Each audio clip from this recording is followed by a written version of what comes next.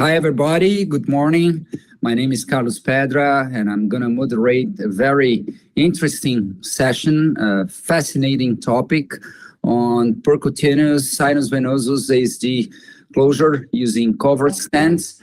And we're going to have a very dear participant, Sir Shaq Qureshi. I've been working with Shaq in a bunch of meetings, and he's very dear to everybody, needs no introduction at all.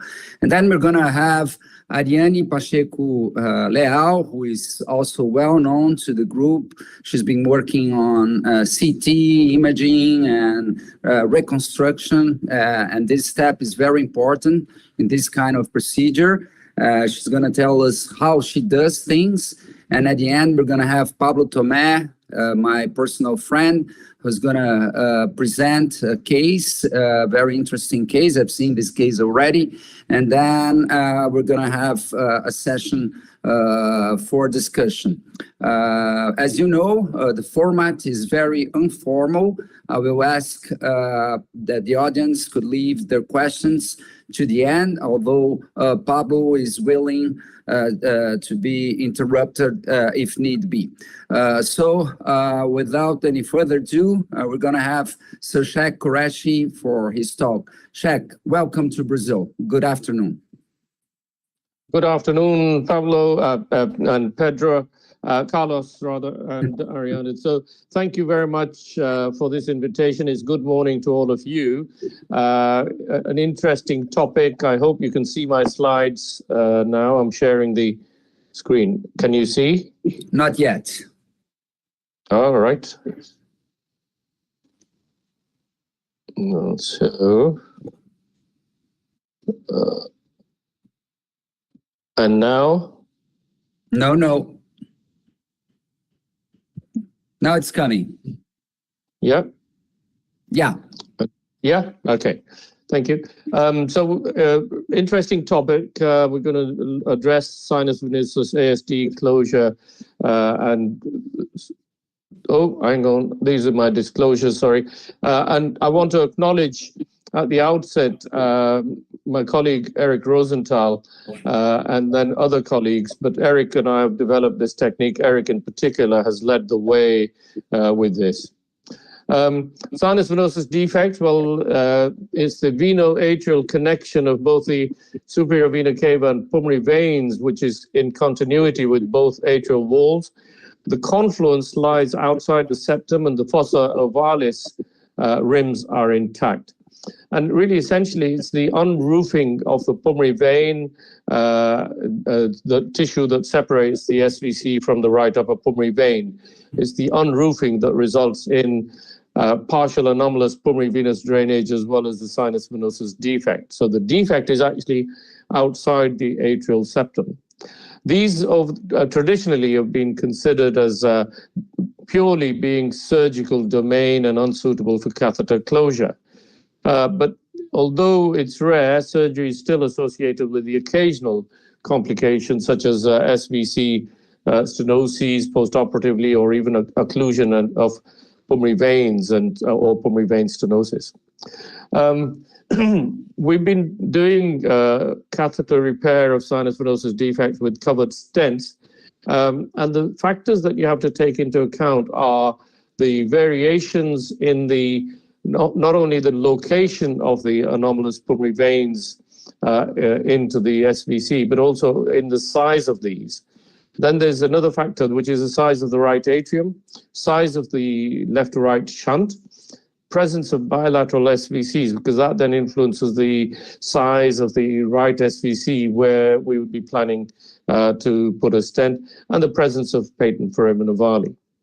Now, this is really not new, so I want to give credit to Abdul Wahab Abdullah in Baghdad, who first reported 4 cases to CSI Frankfurt in 2013, where he used in these 4 patients 8 ZIG covered CP stents in 2 patients, and covered CP combined with an Occlutech ASD device in 1, and covered CP and Amplatzer PFO device in another. And so these were 4 patients who ranged in age between 7 and 23 years. Also, Gaurav Garg reported a 35-year-old patient at that time in whom he implanted an Advanta V12 covered stent, 12 millimeter diameter. And Jennifer Franke and Horst Sievert's team reported in 2015 a 65-year-old patient who had a Tericidris immediate release patch implanted across the sinus venosus defect. Apart from ourselves, where we started the procedure about 6 years ago now, Shiva Kumar in Chennai, India, also has a large experience. Now, this is diagrammatic. It's not necessarily entirely accurate anatomical depiction, but there's a sinus venosus defect with anomalous pulmonary veins, the right upper ones, and there is a flared stent in place, and the intention is to have these anomalous pulmonary veins then draining directly into the left atrium. But as I mentioned, there are some pulmonary veins that drain higher up in the SVC, which then have the potential to either be covered and blocked or still draining into the SVC. Here are some still pictures of, so we do require CT or MRI scans to confirm the anatomy and get a more detailed description of the pulmonary veins, the right-sided pulmonary veins. There's the sinus venosus defect in this example, and there are right middle and right lower pulmonary veins going into the left atrium, and then the right upper pulmonary vein with in continuity with the SVC. And you can see on this slice that the right upper pulmonary vein has that potential redirection ability to the left atrium if we were to put a stent in that position in the SVC. So we need to pick out who is this procedure suitable for. So we have to pick out the right group of patients. So the anatomy needs to be suitable. We want to ultimately abolish the left to right shunt. We want to finish up with the right upper pulmonary vein draining into the left atrium. And so if we put a covered stent, the right upper pulmonary vein should continue drainage in an unobstructed fashion into the left atrium. And then there should be no right upper pulmonary vein stenosis or occlusion. And obviously there should not be any SVC stenosis. So really CT scan is the hallmark, it is the essential investigation for assessing for suitability, because we want to check whether we can put a stent either tubular or flared, and whether we can then avoid any complications. Another aspect during the implantation of covered stents is measuring left atrium and right upper pulmonary vein pressures simultaneously, in order to see whether there's any gradient being introduced, and whether the right upper pulmonary vein needs to be protected or not. And so what we want to do is have what are the technical needs of a stent? Well, these are experimental assessments of a 34 millimeter bib balloon with a covered CP stent. What we want to do is make sure that the stent does not move in the SVC after implantation, so it should be anchored well, that it doesn't compress the right upper pulmonary vein, and that it's long enough to close the sinus venosus defect. And then important to identify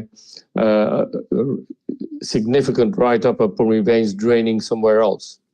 We did a little bit of bench testing originally, and you can see here how the stent shortens as we increase the diameter from 18 millimeter diameter up to 30 millimeter diameter, how much shortening occurs.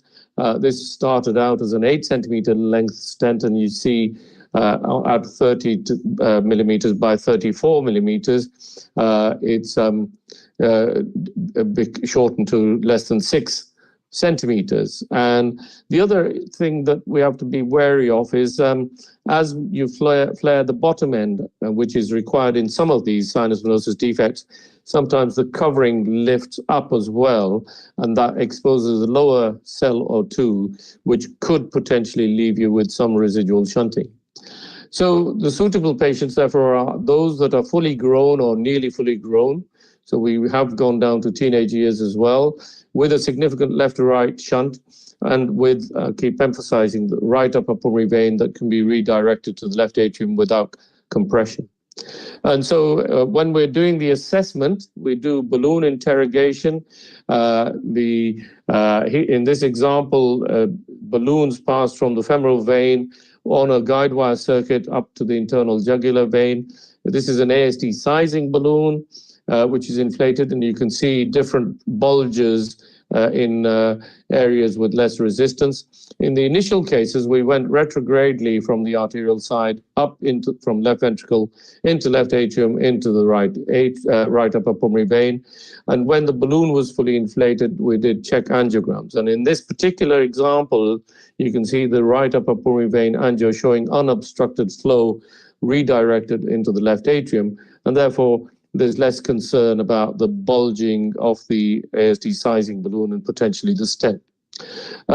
Initially, also, we did 3D printing in all of the cases in order to be sure about the redirection capabilities of the right upper pulmonary vein to the left atrium, and whether there was any potential for compression of that pulmonary vein when we were doing balloon testing. We've recently started using, instead of 3D prints, the Elucis from Realize Medical Elusives software, and you can see here VR assessment, virtual reality assessment, as a useful tool as an alternative to 3D printing. So we can put a stent in there and then look at the anatomy in different views and different planes to see whether we can redirect the pulmonary vein. So here in a second, you'll see there the right upper pulmonary vein draining to the left atrium without any compression or stenoses within it. And the SVC stent is in a good position, potentially able to abolish the left to right shunt within the atrium as well. The challenges are that the SVC is distensible, it's non-stenotic, it can be funnel shaped, and the diameter varies from 10 millimeters to 30 millimeters, even in grown-up patients, because that depends on the presence of, if there are bilateral SVCs, then the right SVC tends to be smaller. And then the bottom end SVC right atrial junction can be anywhere from 20 to 40 millimeters. So you can see that there is the possible need for flaring at the bottom end. The anomalous right upper pulmonary veins, they need to be redirected to the left atrium.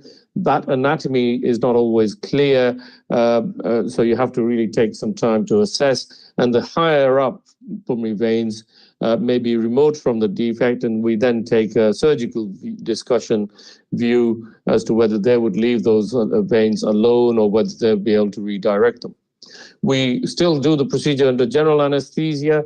TOE assessment is essential, both to look at the pulmonary veins, but also the sinus venosus defect. Access is right internal jugular, right femoral and vein, and right femoral artery access. We do a guide wire circuit from the femoral vein to the internal jugular.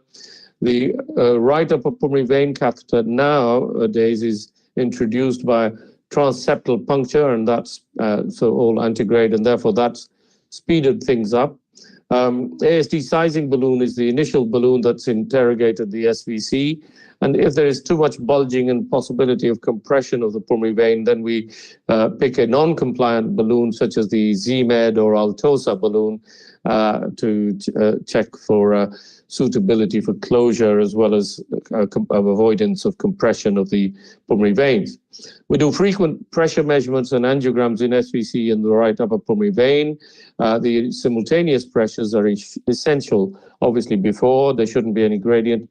During, there shouldn't be any gradient, and after stenting, where there shouldn't be any gradient, even though both the pressures may rise at the end of the procedure because of changes in the left atrial distance and filling.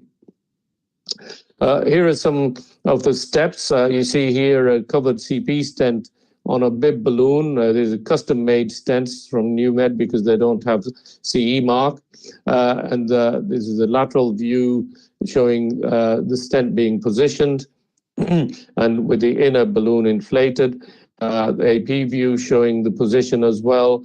And then when the outer balloon's inflated, you can see a little bit of flaring at the bottom end in both planes. But in this patient, there was only a small segment of the upper part of the CP stent that was in contact with the SVC. So we had some concerns about the possibility of migration of that stent downwards. And so we implanted an anchoring bare CP stent of 34 millimeter length rather. And there now with anchored CP stent, you see here the right upper pulmonary vein angio showing a good result. And there's a TOE showing unobstructed flow as well. The proper steps, however, here are shown here. There's the transseptal puncture, transseptal needle being performed. If the patient has a PFO, then obviously that speeds things up and we just use the PFO. Once we're across the atrial septum, the catheter is maneuvered into the right upper pulmonary vein. And nowadays we use a cut pigtail because not only do we need pressures, but we need frequent angiograms as well. And then once we're in place with balloon as well, balloon interrogations carried out together with right upper pulmonary vein angiograms. And that shows that the flow from the pulmonary vein is fully into the left atrium, but there is some holdup in this case in the pulmonary vein. And so then we have to make decisions about how to protect that pulmonary vein. Here are some pressure monitoring shown here. You see here, there's absolutely no obstruction, both the pulmonary vein and in red and the left atrial pressure in yellow are increased with the balloon when it's fully inflated and after the stent. Whereas in this particular different example, when we inflated the balloon, there was the gradient introduced with a higher pressure in the right upper pulmonary vein and slightly increased pressure in the left atrium. And so with pulmonary vein protection, we were able to show that there was no gradient in the between the pulmonary vein and the left atrium. Another step that is required after the implantation of, again, another 10-zig custom-made covered CP stent, around 8 centimeter length, I think this one. And once it's inflated, there's the inner balloon being inflated here. Now the outer balloon's inflated, and subsequently flaring of the lower end of the stent is required like this in order to abolish any left or right shunt. Once again, in this sort of situation, the TOE person has a very important role to play, because what we don't want to do is flare the bottom end of the stent such that it gradually lifts up away from the septum and leaves a residual shunt.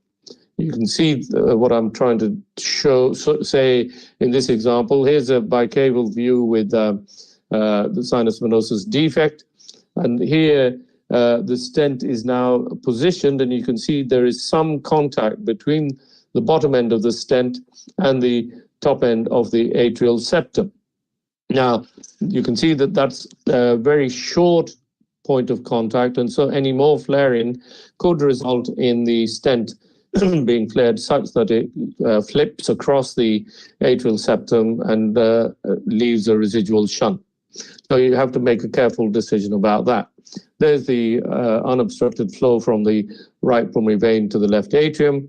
There's the dotted lines representing where the stent is. And there's 3D reconstruction showing, in this case, another patient with upper end of the septum shown by this arrow and the bottom end of the stent shown by this arrow. And that shows a good overlap, but that's where you have to assess how much flaring is required and how much leeway you have. One of the other practical problems can be stent migration, and that again is to some extent determined by the anatomy. So you have to be prepared.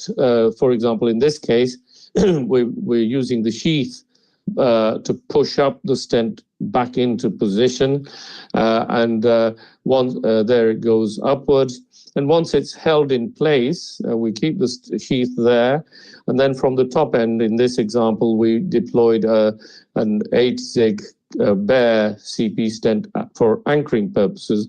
And you can see here, once that is done, once the top end is anchored, then the bottom end can be flared more safely, because otherwise there is a potential for complete migration down into the right atrium. And now you can see much better flaring at the right atrial end with good flow in this SVC angiogram. And there's the pulmonary vein angiogram showing right upper pulmonary vein draining into the left atrium with pretty much unobstructed flow there. I mentioned about protection of right upper pulmonary vein, and you see here in this example, there are two pulmonary veins, and with the balloon inflated, certainly the top one shows a holdup of contrast, and that means that you cannot cover that up with a covered stent. The bottom pulmonary vein directs to the left atrium appropriately. So that in that sort of example, if the distance is such, we have a discussion with the surgeons. If they say that, sorry, they can redirect both these veins to the left atrium, then the patient is sent for surgery. If they say we would leave that alone, then we proceed with the covered stent implantation plus a bare stent implantation at the top, because we really want to try and maintain that flow, patency of that right upper pulmonary vein. Protection is performed by, we use an atlas balloon, because what we want is the pulmonary vein to be not compressed in any way. So the atlas balloon can cause an indentation in the covered CP stent, which is fine. And there's the lateral view of that. And then that then results in, that can then result in, can't play that, unobstructed pulmonary vein flow. So here's another example of a right upper pulmonary vein angio showing redirectability, but there was some compression possibilities of the right upper pulmonary vein. You can see a little bit of a kink in there. So we put an atlas balloon with a Altosa balloon in place, and you can see how that protects. And then once the CP stent is being implanted, we inflate the appropriate atlas balloon under high pressure so that there is no compression by the stent. And that usually causes a little indentation in the stent, which is fine. And there's the final angiogram showing unobstructed flow from the right upper pulmonary vein to the left atrium. So a brief word about our results up to March this year. For the last 6 years, we've done 47 patients. These are within Evelina, ranging in age from around 15 years to 78 years. And all of the procedures have been successful. There were acute complications in 2 patients. One, which we never really got to the bottom of, that was a post-procedure hemopericardium developed and required drainage 3 days later. And at surgery, there was no bleeding source found in relation to the stent. So it was thought that it was more likely related to the transseptal puncture, which had been difficult in the first place. But after draining that, the rest of the follow-up progress has been good. And then in one patient, the stent migrated about 6 hours after implant. We thought it was secure. It embolized to the right ventricle, so the patient was referred for surgery, removal of the stent, and surgical repair of the defect. And this was a 7 centimeter long stent that was quite a large diameter, and therefore it shortened a lot. So in retrospect, we thought that either an 8 centimeter stent should have been used, or at the end of that first one, we should have overlapped it with an anchoring stent at the top end. At the end of the procedure, there was a residual shunt in around 40% of patients on angiography, and in half the patients by color. By next day, there was 20% of patients had a residual shunt on echocardiography. The 2 complications I've mentioned. There were other complications such as a femoral artery pseudoaneurysm requiring thrombin injection. This had been difficult retrograde access. Arm neuropraxia in 1, which resolved. Atrial fibrillation requiring DC cardioversion in 1. Stent migration, I've shown that one already, actually. Need for anchoring bare stent. Follow-up has been from 1 week to 6 years. We evaluate them by ECG, X-ray, and echo the day after the procedure. At 3 months, all patients have an ECG, echocardiogram, and CT scan. At 1 year, all patients have one MRI scan, and then they're seen 1 to 2 yearly. We also do 24-hour tapes at about 1 year, unless there are any problems before. At 1 year follow-up on MRI, QPQS has gone down from 2.6 down to 1.2 to 1. End diastolic volume of the right ventricle has gone down from 150 odd mils per meter squared down to 95 mils per meter squared. So that's again encouraging. Ratio of the right ventricle to the left ventricle from 2.5 to before to 1.4 afterwards. There have been no sinus node dysfunctions in ECGs or 24-hour tapes. There were 3 patients with very small residual shunts. In 1, this was reevaluated from in that it was had been 2.8, and then about a year later it was 1.7 with a ratio reducing but not enough. And so this patient underwent a repeat stent implantation procedure. Talking about additional stents, I've mentioned that a few times. The shorter the stents, the more likelihood there is of needing additional anchoring stent. So if you use a 5, well, 5 we don't use, but if you use a 6 centimeter long, there's about 75% chance of needing an additional stent. These were our experience. 7 centimeter, the additional stent anchoring needed in 30% of patients, and in 8 centimeter, only around 13%. So the longer the stent, and there are some people around the world who've used a 10 and 11 centimeter covered CP stents as well. My colleague Eric Rosenthal collected data up to about a year ago from 12 centers as an international experience, 75 patients. You can see the age range a bit lower, 11 to 75 years, weight 50 to 130 kilograms. Bilateral SVCs were present in 17 patients. Half the patients had, over half the patients had symptoms, and there were a small percentage of patients that were asymptomatic. Procedural testing was done by compliant balloons in 56 patients and non-compliant in 42. And pulmonary vein monitoring, essential step, retrograde arterial method in 20, transeptally in 43, and obviously transesophageal echo in all. And this was an experience of where 10 ZIG covered CP stents were used, and you can see the lengths varied from 5 to 11 centimeters and the diameters 18 to 34 millimeters. And at the end of the procedure, there was no leak in 34, trivial in 32, and mild in 4. And the complications were 2 stent embolizations before discharge, one of which was ours, 1 tamponade that was ours, and there is 1 patient who had pulmonary vein occlusion at 3 months after the procedure with pulmonary infarction. And follow-up varied from 2 months to 5 years in those, and similar results to our MRI scans.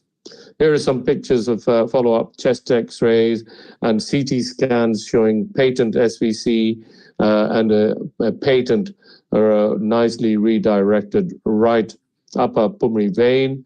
There's a better picture of the right upper pulmonary vein draining into the left atrium.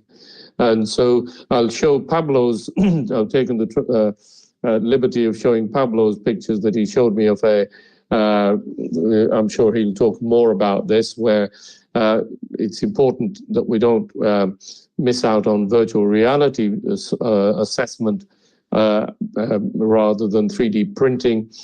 This seems to be obviously much better. It's a very interesting reconstruction showing an excellent result in a patient. So what have we learned? We've learned that transeptal monitoring is quicker than retrograde arterial access, and you can monitor pressures simultaneously in the left atrium and pulmonary vein. You can pass atlas balloon into the pulmonary vein if needed. We've learned about assessing with both non-compliant and compliant balloons. Anchoring stents may be needed, and so you have to make a decision during the procedure. It's safer to do that. If there is a higher right upper pulmonary vein, you have to make a decision with the surgeons as to whether you leave it draining into the SVC or put a bare stent. And then the longer stents give you better opposition and more stability and allows flaring at the bottom end of the stent without too much foreshortening. So we've modified the procedure since the start. We've gone to transeptal approach. We've gone to more frequent pulmonary vein protection with an atlas balloon in the right upper pulmonary vein. And more recently, we've actually, instead of waiting to decide about an anchoring stent, we put a 6 centimeter covered stent with a 5 centimeter bare stent on the same balloon. That tends to be 8 centimeter long bib balloon. It's non-CE marked, so we have to get permission for that. And that then makes it a single procedure, slightly more complex, but it's certainly a more secure way of anchoring the stent when we're going to do the flaring afterwards. I'll stop there. Thank you very much.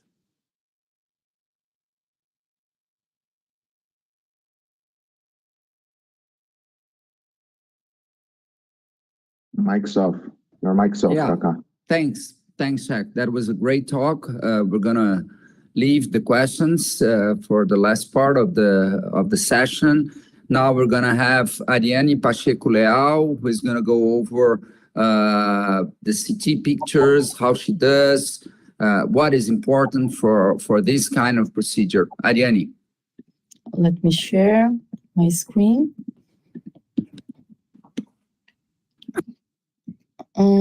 Everybody can see? Okay, good morning. Good afternoon, Professor. I am so glad to be here today with all of you. Thank you for inviting me. I don't have a conflict. So I had the opportunity to help Pablo with city planning, and I am going to use this planning to exemplify how we can plan the occlusion of Venosus ASD. And I would say my mission today is to show several ways to see the same CT image and improve our knowledge about ASD occlusion.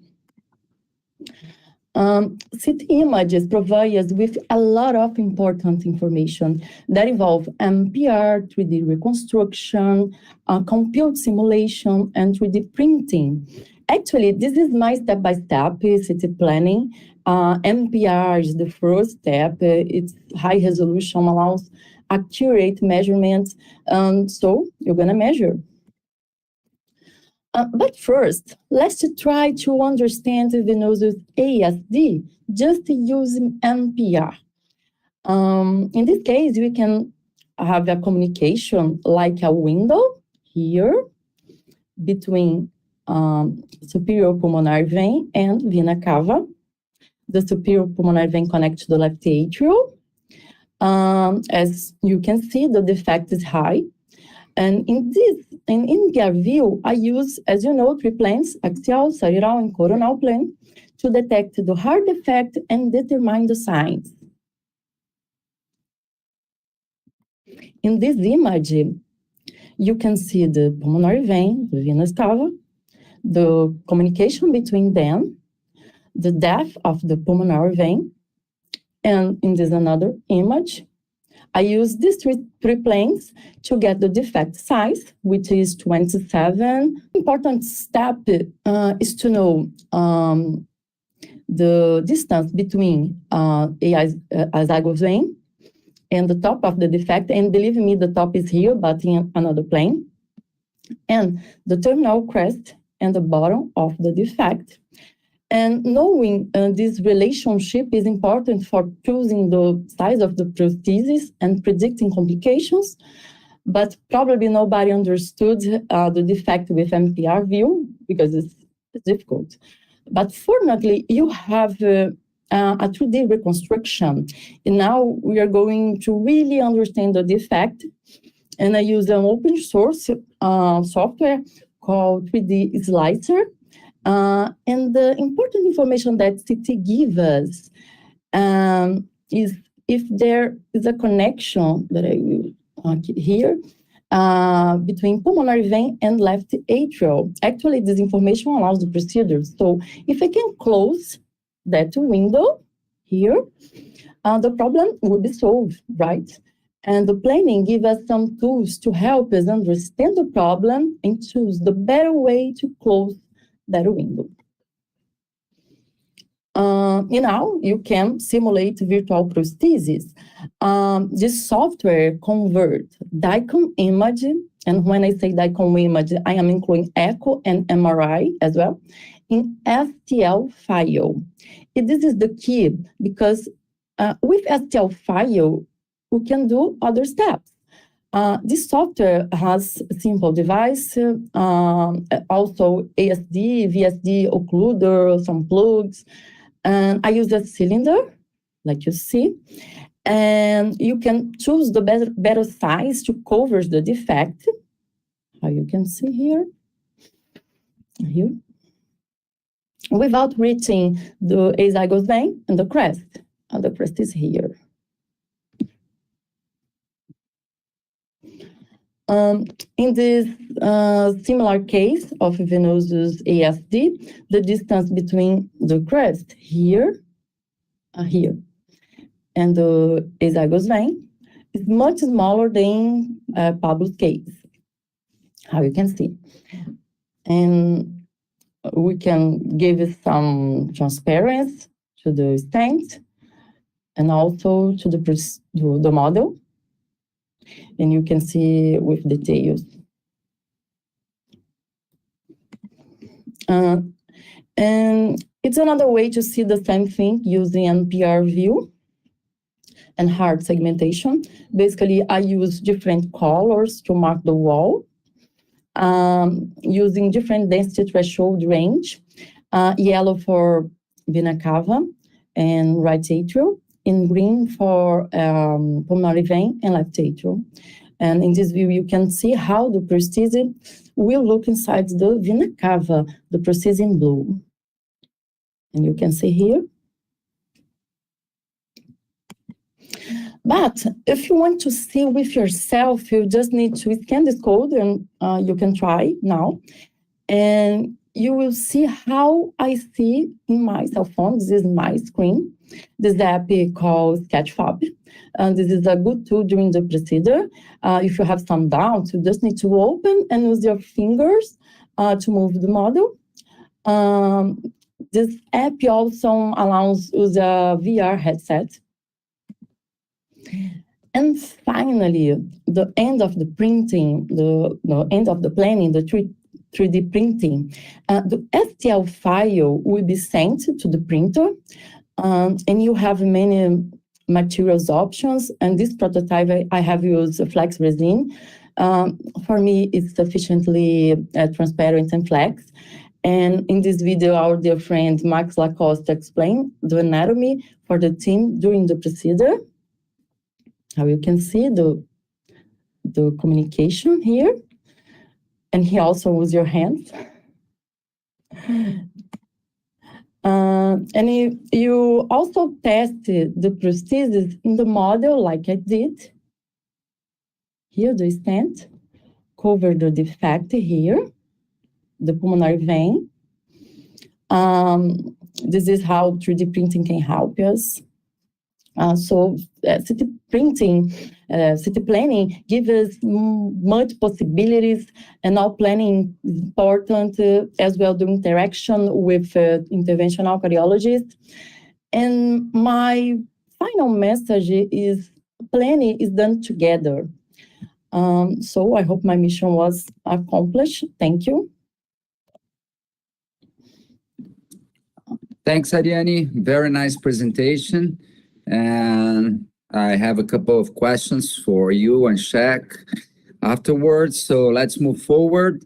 Introducing my good friend Pablo Tomé, who's going to present a successful case. Pablo. Okay. Thank you, guys. Can you hear me? Yes, we can. Let me see here. How can I present this one? Share my screen. They're not letting me to share my screen. Can you help me, Pedro? Because it says Google doesn't let me to share. Google Chrome. You made mine work, Pablo. Now. Yeah. Or I have sent to Pedro the presentation. I don't know.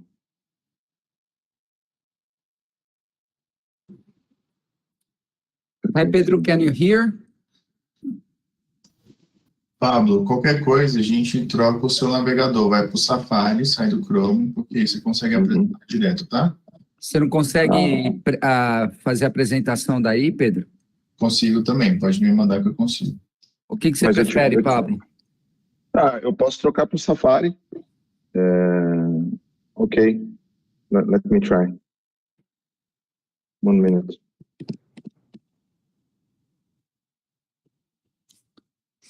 So, in order to gain some time while you do that, Pablo, I'm going to ask Shaq a couple of questions.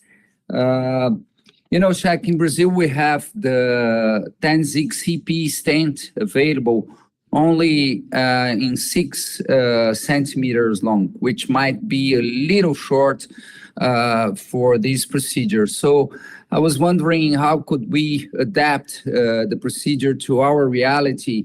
And I think it might be useful to use a regular CP stent, maybe coming from above or below, it doesn't matter, and to place it, to implant it at the level of the nominate vein to create, a source landmark for further anchoring, so that you can place your 6 centimeter cover stent a little bit lower if need be.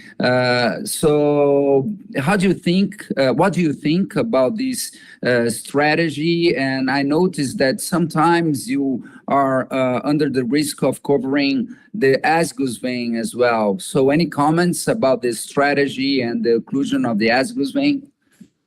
So a couple of important points there, Carlos. One is backwards. Asgus vein is less of a problem, even if you block it. We do use it as our landmark anyway, but I think if you went above, that's all right as well, because the surgeons are tying it off regularly, so that's less of a problem. The other point is the important one. And if you have only access to, let's say, 6 centimeter long 10-zig covered CP stent, if you're able to get a longer 8 centimeter bib balloon, then what we have done, just as in a couple of cases, is we've mounted a bare stent at the top end and overlapped it with the 10-zig 6 centimeter covered CP stent. In effect, that way, it makes it into an 8 or 9 centimeter long stent. But the bare stent needs to be a good 5 centimeter long as well in order to allow you to overlap. And that then, if you crimp that first, and then the 10-zig covered on it, so then you've got anchoring when you inflate the balloon like that. So that gets around a little bit of the technical issues with not having the longer stent. But obviously, if you have the longer stent, then that would be ideal. Thanks, Chad. Now we can see Pablo's screen. Pablo, please.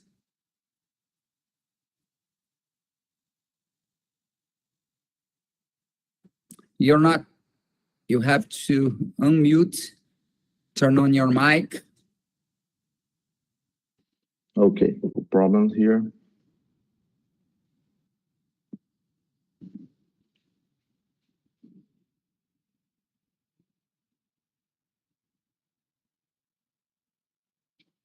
Okay.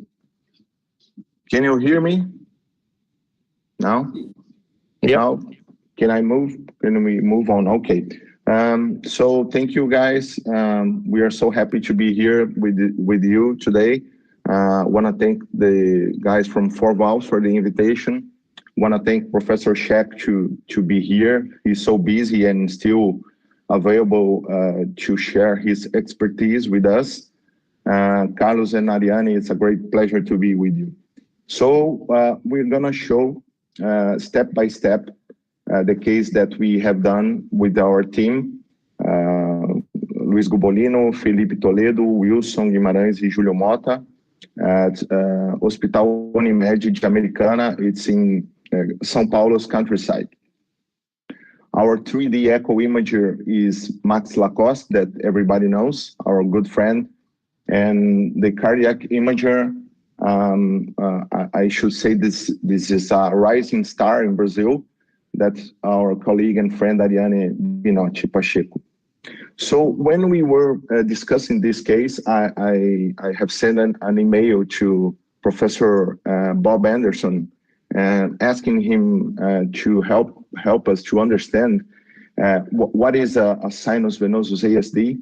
And by his words, the essence of the defect is established as an anomalous connection of a pulmonary vein or veins to a systemic venous tributary, as we can see on the screen, should be the yellow arrow, but with the pulmonary vein or veins retaining a left atrial connection, that should be the red arrow.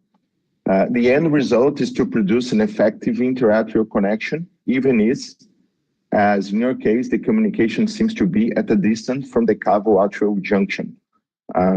So it's not in the confines of the septum, as Professor Scheck told.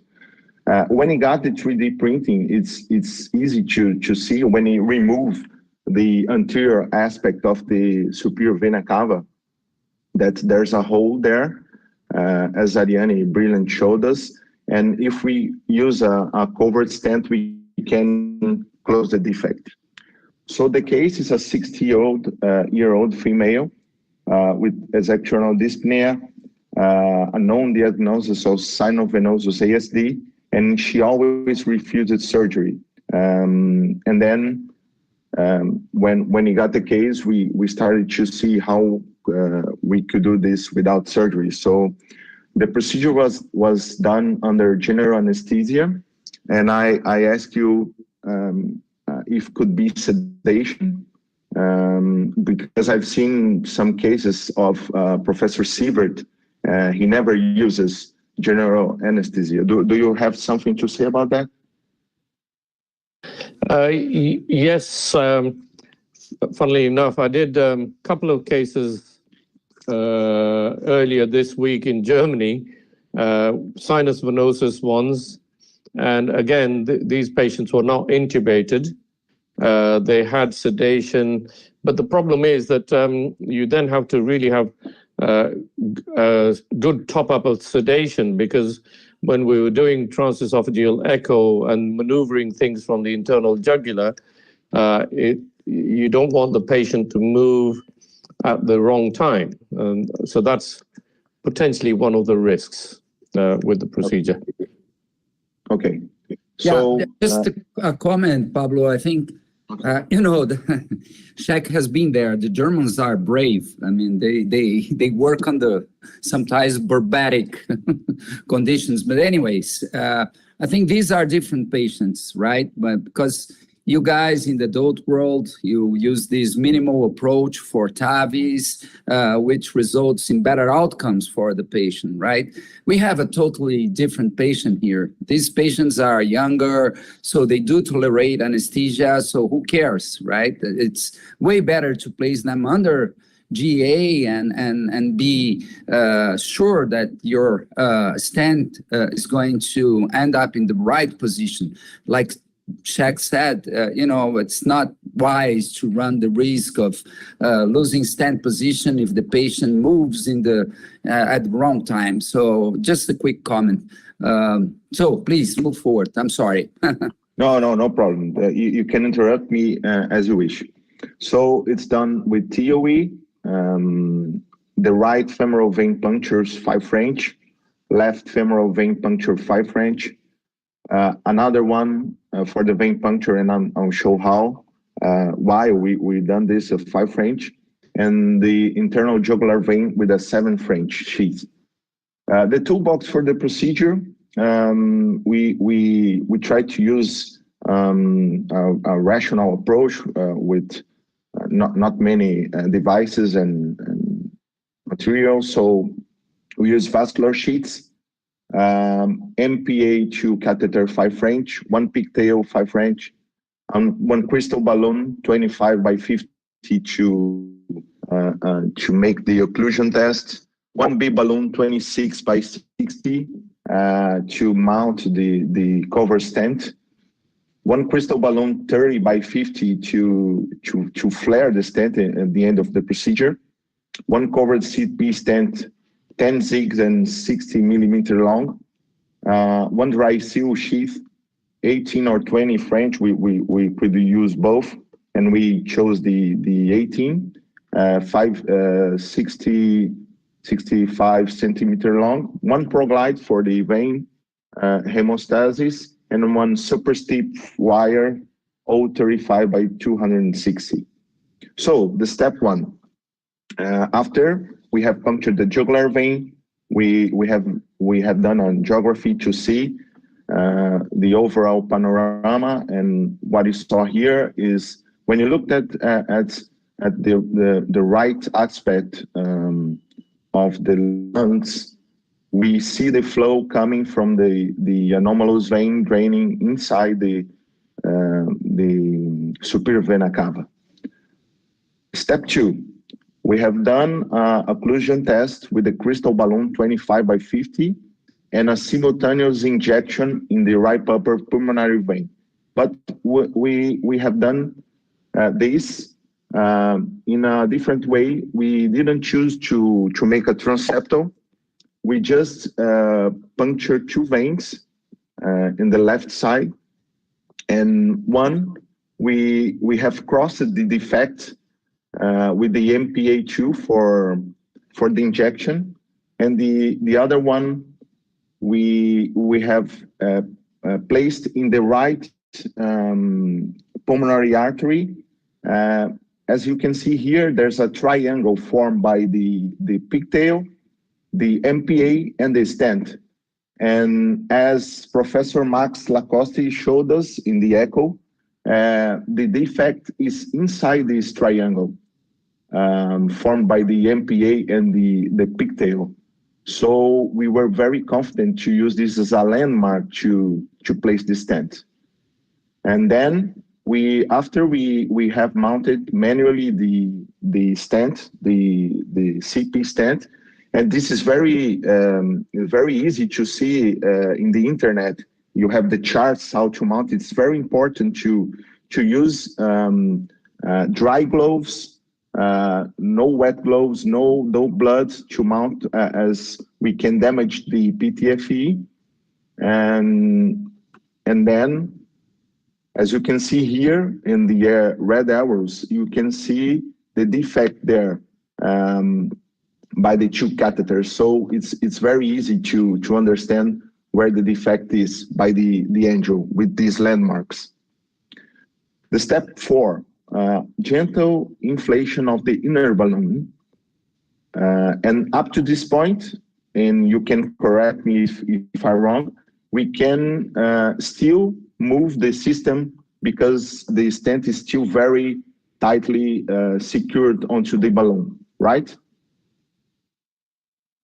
Then yes, correct. Step 5. Okay.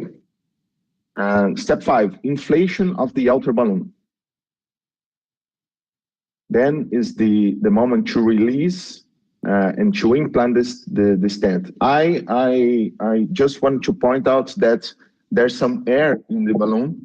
I should have the air this better, and there's a technique that Carlos Pedro taught me to use a bigger a 3-way stopcock between the inflation device and the balloon itself, and then we can use a 60 millimeter 6 cc syringe to make a negative pressure and de-air all the system before. I think it's better to avoid any kind of embolization.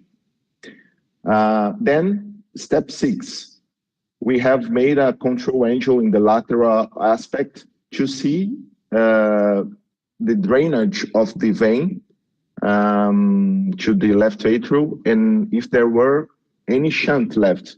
As you can see here, it's very easy to see there's a residual shunt in the caudal aspect of the stent, and the echo is very important. As Professor Scheck has showed us, there's a gap in the yellow arrow in the caudal aspect, and so it was necessary to make a flare to complete oppose the struts to the wall of the defect. The step 7, we flared the stent with a 30 millimeter crystal balloon, very gentle, under echo guidance and fluoroscopy as well. And you can see the stent growing in the caudal region to complete oppose the walls of the stent. And next step is the control angle. It's much better now, as you can see. There's some residual shunt as well, but it's we still have a catheter, a MPA catheter to the defect. So, but we were very confident because 5 minutes later, you can see there's flow going through the vein, through the right pulmonary vein, to the left atrium and left ventricle, and no residual shunt there. And in the echo, you can see that there's Pablo, no gap. Pablo, your angio is not playing. I don't know if it's supposed to be moving. Take a look. Is it playing? No, it is not. We thought it was. Now it's playing. Now it's playing. Okay. So you can see there's flow of the right upper pulmonary vein to the left atrium and after to the left ventricle, and no residual shunts through the stent. And you can see in the echo, there's no gap at all. So it's very well opposed to the wall of the superior vena cava. And in the end of the procedure, we just removed the MPA catheter with a hydrophilic wire, very gentle, not to displace the stent from the position. Other aspect that I want to ask for Professor Scheck and Carlos is that we decided in this case not to make a rail, and venous rail, or to snaring the wire and going through the right jugular vein. We just left the wire in the nominate vein, and we thought that it was very okay to proceed. There's no problem at all for support or whatever. Can you comment this aspect if it's okay for you, or if you have any concerns? Yeah, so I think that's okay in some anatomies, but if there was a need for flaring at the bottom, quite a sizable flaring, then there would be a risk of migration downwards, and it's easier to have then a bit more control if you have an assistant holding the wire in the internal, coming out of the internal jugular vein and pulling, and another assistant holding the wire at the femoral vein end, matching it at the hub so that the wire doesn't get pulled through. And that just allows a little bit of control, I think. So, but there will be some anatomies in which you can get away with just leaving the wire in the nominate vein. Carlos, any comment? No, I agree with Scheck. I think if you have a rail, if you are in trouble, you have more latitude to get out of trouble. And Scheck showed a case in which the stent was a little bit lower. He used the sheet to hold on to the stent and come from above. So you have more options using the rail. That's what I think. Yeah. This case in particular, I should say that was a very anatomical suitable case for doing this, because it was 60-kilogram woman. The defect wasn't very big, was 25 by 17, and the vena cava was about 22. So it was very easy to place the stent here, because I think that we could have more trouble if it was a bigger patient. And for that, and I'm asking you now, because in Brazil we're having only 60 millimeter stent. So I don't know if you, and I have an extra backup stent of 45. In this case, I want to ask Professor Scheck, what will you do in this case, assuming that we have only 60 millimeter stents? What should be what would be the approach? Always have another stent in place, as you showed us, as a support for locking it, for anchoring. What would you do in this scenario? See, one of the concerns we have nowadays is, if you look at the angio you're playing, the upper third, or just under half, is smaller than the lower half, or a little bit more. So that suggests that it may be okay, but there would be a possibility of a later migration. So we would be thinking of putting a overlapping or anchoring bare stent at the top, just to feel more comfortable. I think it's more, perhaps it's more for our comfort, so that we can sleep better the night after the procedure. And can you explain us, how do you do this technique with two stents, one bare and uncovered? Is it how do you do that? How you crimp they're together onto the balloon? What's the size of the balloon? Yeah, so whatever the diameter of the balloon, we usually then get an 8 centimeter long bib balloon that's custom made. It's not a regular CE approved one. And then on the 8 centimeter long balloon, we put a 5 centimeter long bare stent, crimp it on first. And then over that, we load the covered CP stent and overlap the two, such that the combined length of the two stents is about 8 centimeters. Okay, I see. Thank you. The follow-up, we gave aspirin and clopidogrel for 3 months. Aspirin alone for 3 months after that. And we have done ECG and X-ray regular, and the control CT after 3 months of the procedure. And as Ariane have shown, this is the 3D recon, showing the stent well opposed, and we thought it's a very nice result. And she has done a 3D model just for scientific purposes, showing the same panorama that we saw in the 3D recon. I want to just finish saying special thanks to our staff at the CAT Lab in Unimed Americana, to Mary Coimbra, Diogo, and all the Scitech and CMS staff, Professor Francisco Chamier and Raul Arrieta, who gave us lots of tips how to do this procedure, and of course, Sir Shakil Qureshi for all the tips and for being with us today. This is about teamwork. Four Valves is committed to be with friends, We are working together, exchanging expertise and knowledge and learning from each other as a great family. And we are very happy to be part of this.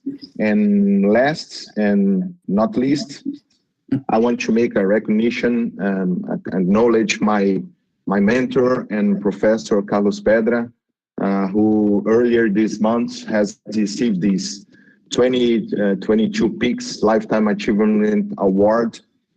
Carlos Pedra has played a fundamental role here in Brazil, training and forming a whole generation of doctors who are so glad to be with him, because he is always there when you need.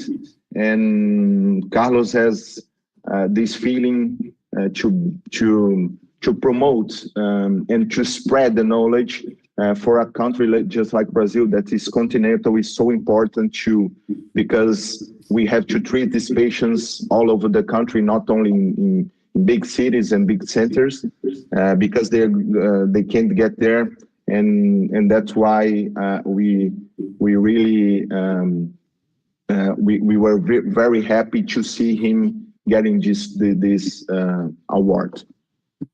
Thank you guys to be with us. Well, I mean, thank you, Pablo. Very sweet words. Thanks for that. I was not expecting. By the way, I was not expecting the award. And I think Shaq Rashi had a finger on that, because Shaq is part of the committee.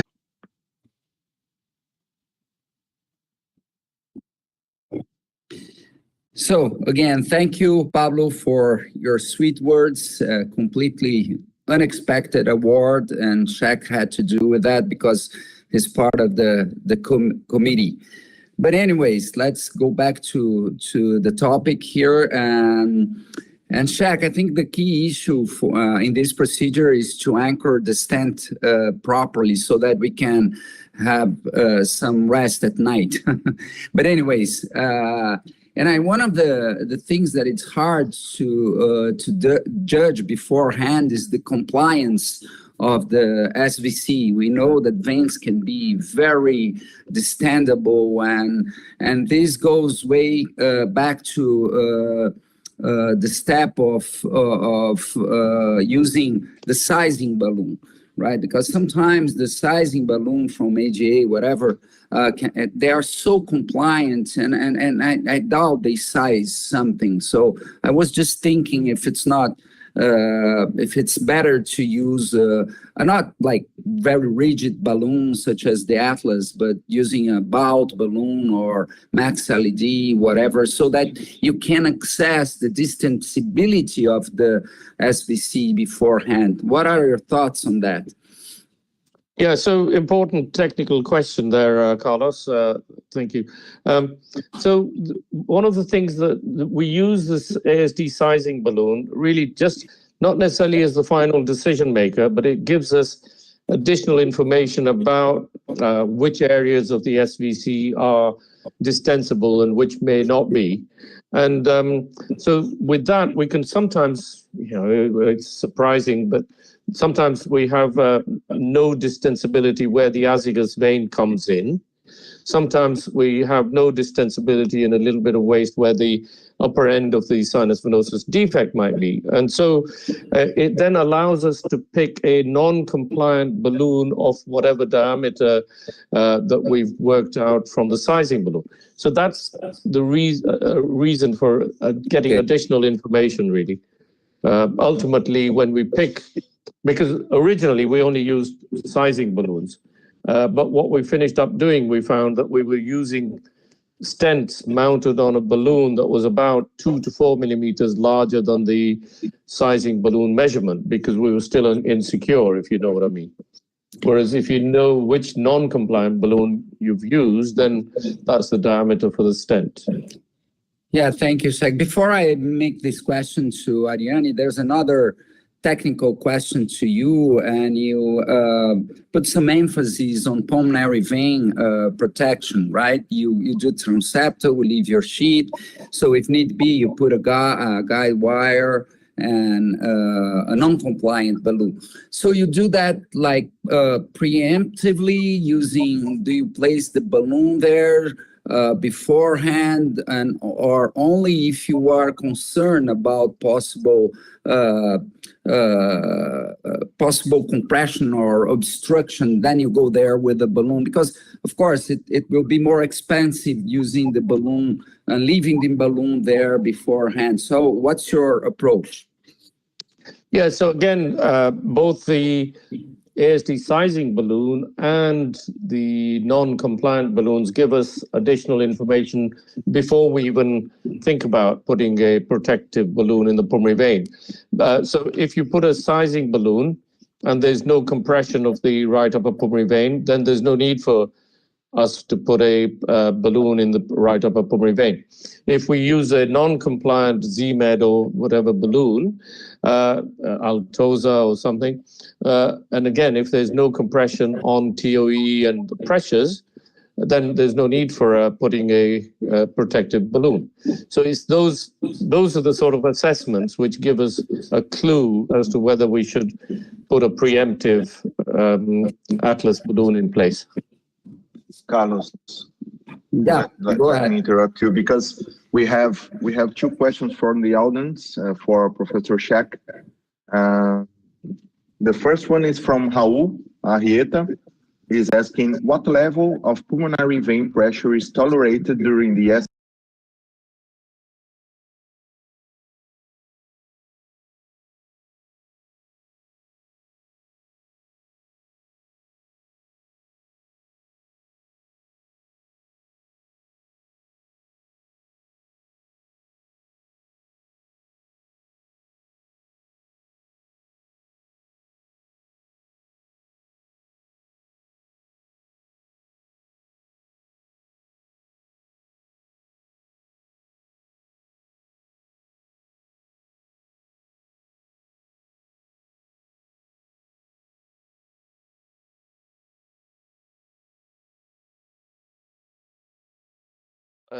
bound to happen, but we've never known about that because we haven't done this.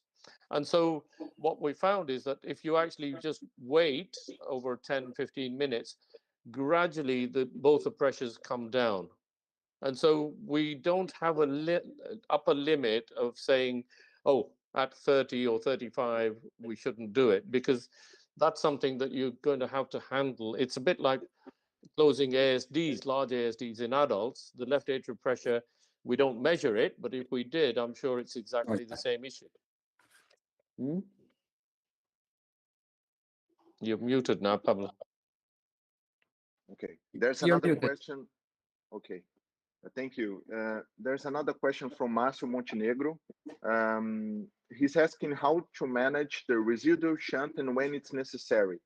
I think the first thing is to flare the bottom end, and then I think the question is if there's still shunt, how to manage that. Right, yeah. So when you're, one of the key people there during the procedure is your TOE person, because the TOE person needs to give you, firstly, information about how much residual shunt there is. Secondly, they need to try and locate the site of the residual shunt, because it's not necessarily purely where the atrial septum is. It could be at the other side between the atrial wall and the stent. And so that's the sort of information that is required. Now, when you're then flaring or trying to abolish the shunt, you need to know how much overlap there still is between the bottom end of the stent and the upper end of the septum. Because what you don't want to do is flare the stent such that it flicks across the septum. Now, what we found is that in some patients that we've accepted a small amount of residual shunt, over a period of weeks or months, the atrial size, right atrial size goes down. And so the wall between where the right atrium is away from the lateral, the free wall, the other side, it sort of gradually comes down. And so you don't have to finish up with a perfect result, because when that wall remodels itself, the shunt reduces further and even goes away.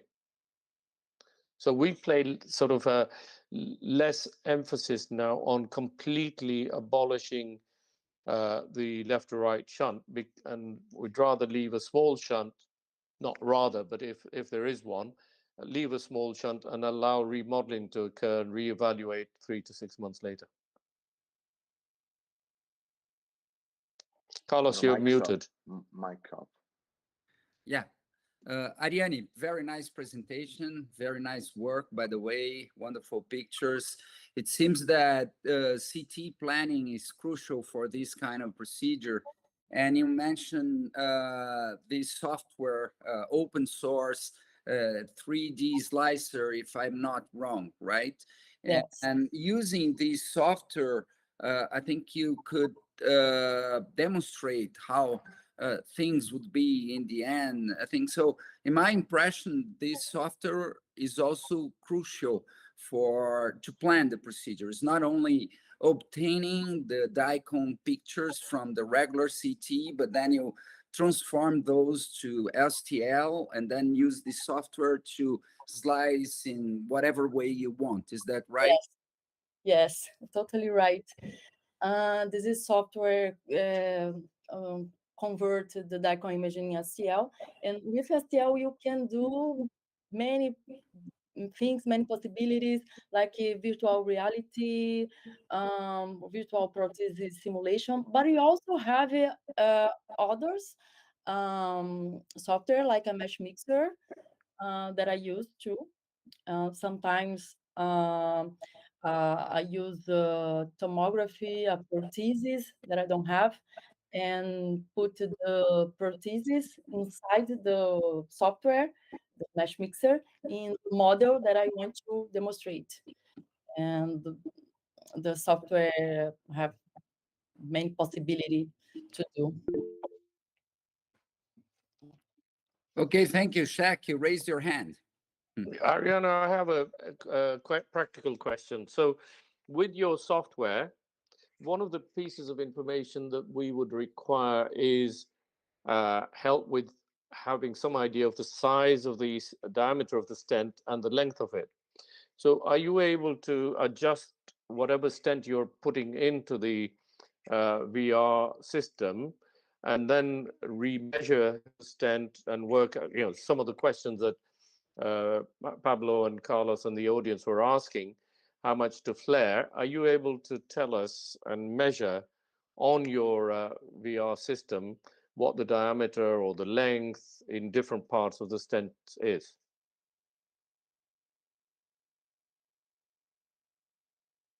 You're muted. Muted. Sorry. Sorry. I can change the size. I have simple format in this model. I use a cylinder that I can change go up, go down, change the position, change the size. What I want is not difficult. It's a little bit easy to do that. And you can measure it and say this is the bottom end is 30 millimeters and the top end is 22. I can put it millimeter that you want, 67, 80. Ariane, just sorry to interrupt you, but as I understood of the question is you have fixed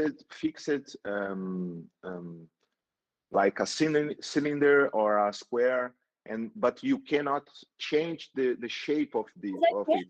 Yes, I can. Like you show. Oh, you can. Yeah, because yes, in our case, because nowadays nowadays I have a customized option, because in 2 years ago I don't have, but now I have.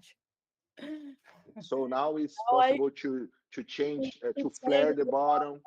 Yes.